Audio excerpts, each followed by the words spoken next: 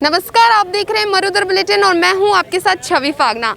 यहाँ पर आप हमारे पीछे देख सकते हैं कि जो बड़े बड़े पोस्टर्स लग रहे हैं, रेसला संघर्ष समिति, यहाँ पर ये किस प्रकार अपनी मांगों को लेकर बैठे हुए हैं, क्या ये कहना चाह रहे हैं सरकार से और इनका जो पूरा जो प्रदर्शन है क्यों चल रहा है आखिर, ये हम आपको बताना चाहेंगे। क्योंकि जनता तक मरुधर बुलेटिन आवाज़ उठा रहा है कि लगातार किस प्रकार से राजस्थान के अंदर एक तरफ देखा जाए तो पता नहीं क्या क्या क्या चल रहा है। एक तरफ देखिए तो किसान आंदोलन चल रहा है, दूसरी तरफ बेरोजगार बैठे हुए थे, पटवारी धरने पर बैठे हुए। अब आखिर ये लोग क्यों यहाँ पे प्रदर्शन करके बैठे हुए हैं, हम इनसे जानेंगे इनकी मांगों को। हमारा मुख्य मुद्दा प्रधानाचार्य पद पर पदोन्नति में अनुपात परिवर्तन से संदर्भ में है। इसके लिए हमने सरकार से कई बार प्रार्थना अनुनय विनय कर चुके हैं और मुख्यमंत्री जी व शिक्षा मंत्री जी की स्वयं की सहमति के बाद हमारी अनुपात परिवर्तन की फाइल सारे विभागों से पास होने के बाद जब कैबिनेट मंत्रालय में आती है और कैबिनेट में जब मामला सम्मिलित भी कर दिया जाता है, फिर क्या पता क्या होता है और उसको डेफर्ड कर दिया जाता है। तो उस असंतोष और वो व्याख्याताओं को जो आघात लगा है, हम उसके विरोध में धरना प्रदर्शन कर रहे हैं।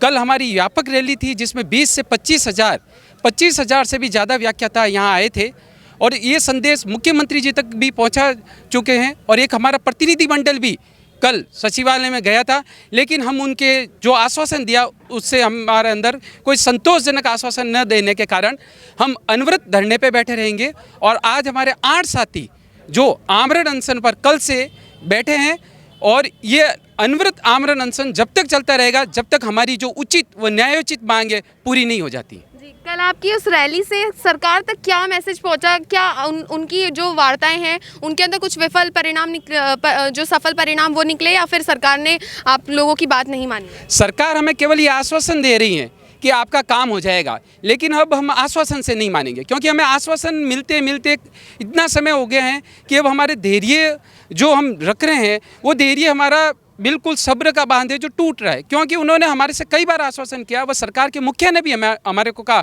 कि आपका काम यहाँ तक हो जाएगा, यहाँ तक हो जाएगा। हमने बहुत धैर्य रखा, शांति रखी, सरकार की गांधीवादी सोच में हमेशा हमने कंधे से कंधे मिला के रखा, लेकिन अभी तक हमें जो आश्वासन ठोस मिलना चाहिए या जो नोटिफिकेशन निकल जाना चाहिए वो आश्वासन हमें नहीं मिला है। इसलिए हमारी मांग जो है प्रमुख प्रधानाचार्य पद पर संख्यात्मक अनुपात में परिवर्तन की जब तक पूरी नहीं हो जाती है, हमारा ये मांग और धरना प्रदर्शन और आमरण अनशन अनवरत चलता रहेगा। जी, आप सभी अलग अलग संभाग से आकर बैठे हुए हैं जी, तो कब तक यूं ही बैठे रहेंगे? क्योंकि सरकार तो अभी तक आपकी मांगों को नहीं सुन रही है। आप लोग लगातार 4-5 दिन से बैठे हुए हैं, कल आपकी रैली भी थी, फिर भी सरकार ने नहीं सुनी है। अभी जब तक ये मांग, क्योंकि हमारी मांग, हमने ये भी प्रस्ताव सरकार को भिजवा दिया है कि राजस्थान सरकार का कोई भी जनप्रतिनिधि या कोई भी पदाधिकारी आके हमारे को ये कह दे कि आपकी मांग अन्यायोचित है या हमने ये मांग का जो प्रस्ताव दिया है या हमने ही सहमति दी और अब वो मुकर रहे हैं, तो हम हमारा उसी दिन उसी पल ये जो भी धरना प्रदर्शन हमारी रैली हम प्रत्यारित कर सकते हैं। अन्यथा आप उसी समय हमारी मांग को माने और इससे सरकार पर किसी भी प्रकार का वित्तीय भार भी नहीं पड़ने वाला है और उचित मांगे। और जो मुख्यमंत्री जी और कैबिनेट की और सीएमओ की प्रेस विज्ञप्ति में भी ये हमारा मामला आ गया था, सहमति हो गई, तो आखिरी क्षणों में ऐसा क्या हो गया जो फाइल डेपर करनी पड़ी? हमें संतोषजनक आंसर दीजिए आप।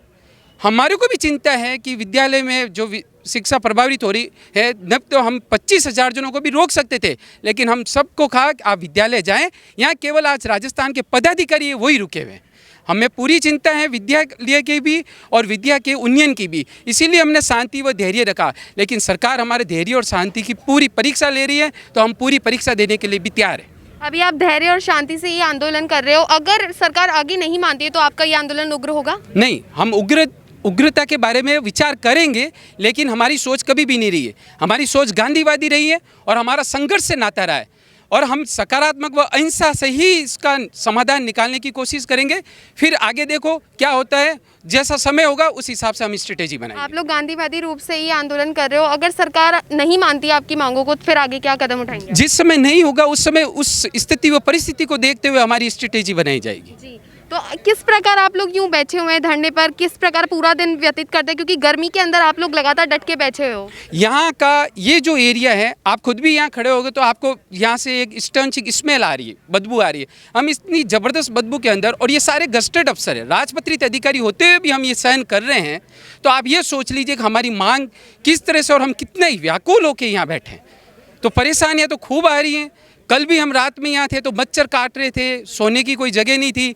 लेकिन जब परेशानी होती है, धैर्य का बांध टूटता है, तो फिर आखिर हमें सरकार को एक ध्यानाकर्षण करने के लिए हमारे पास अंतिम विकल्प है। सरकार को भी ध्यान देना चाहिए कि एक व्याख्या था जो शीर्ष पदाधिकारी शिक्षा विभाग का होता है, इस तरह से व्याकुल हो रहा है। और जब हम कह रहे हैं चुनौतीपूर्वक कि हमारी ये मांग अतार्किक हो या किसी भी प्रकार का सरकार पर वित्तीय भार हो, तो आप हमें स्पष्ट कीजिए, हम हमारे धरने को प्रत्यारित करके हम हमारे गंतव्य स्थान पर चले जाए, अन्यथा हमारी मांग को पूरा कीजिए। जी बिल्कुल, इनकी बस एक ही मांग है कि सरकार इनकी मांगों को माने। अगर नहीं मानती है, ये लोग अभी पूरा धैर्य से ये अपना आंदोलन चला रहे हैं कि सरकार तक बात सुने, सरकार इनसे वार्ता करने आए।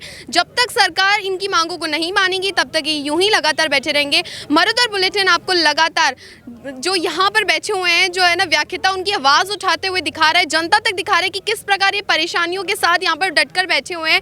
इतनी गर्मी के अंदर भी ये लोग यूं ही डटकर खड़े हुए हैं। जब तक इनका ये जो आंदोलन है यूं ही जारी रहेगा, जब तक सरकार इनकी मांगों को नहीं मानेगी। वीडियो जर्नलिस्ट श्रीराम के साथ मैं छवि फागना, जयपुर।